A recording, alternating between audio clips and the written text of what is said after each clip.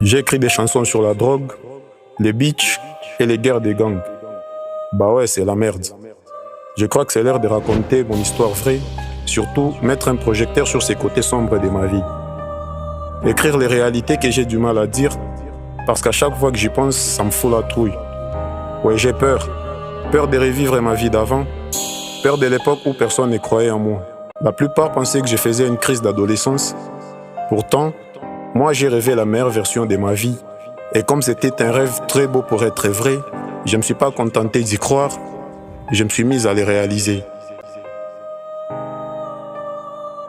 Depuis 2016 jusqu'à ce jour, le résultat de mes sacrifices est au-delà de ce que j'espérais.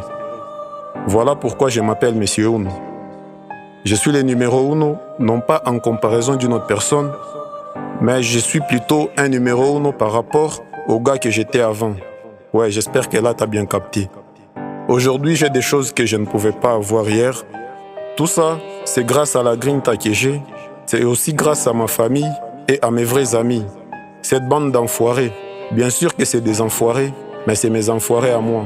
Car à chaque fois que je pars en guerre, ils prennent les armes sans réfléchir et me rejoignent au front. Depuis un temps, j'ai plus de followers, plus de connaissances et plus d'amis qu'au début. Mais en vérité, la vraie vérité, la vraie des vrais, je me sens toujours seul. Seul quand je pense qu'un jour, tout peut disparaître en un claquement des doigts. Seul quand je pense à cet homme, c'est lui qui fait tout pour qu'un jour je sois ingénieur. J'ai peur de ne pas être à la hauteur du fils que les darons espèrent. Je me sens seul quand je pense à cette femme, celle qui m'a donné la vie et qui se comporte en gilet pare-balles à chaque fois que le monde me tire dessus. Je suis obligé de réussir parce qu'échouer serait un manque de respect envers les sacrifices de ma mère. J'ai peur de ne pas être le bon guide pour ses petits frères, car comment donner l'exemple de ce que je ne suis pas vraiment? Je me sens seul quand je pense à ces sœurettes, celles qui me considèrent comme un monsieur je sais tout. Elles sont sûres d'avoir une solution auprès de moi à chaque fois qu'elles ont un problème.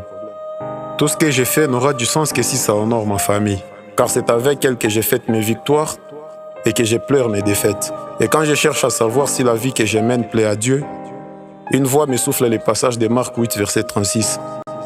À quoi servirait à un homme de gagner le monde s'il perd son âme? Voilà, cette mixtape est un gros projet pour moi car j'y parle des histoires réelles de ma vie. Donc rendez-vous le 18 janvier 2023 à 18h. On écrit la dernière page de l'histoire et on change des livres. Uno!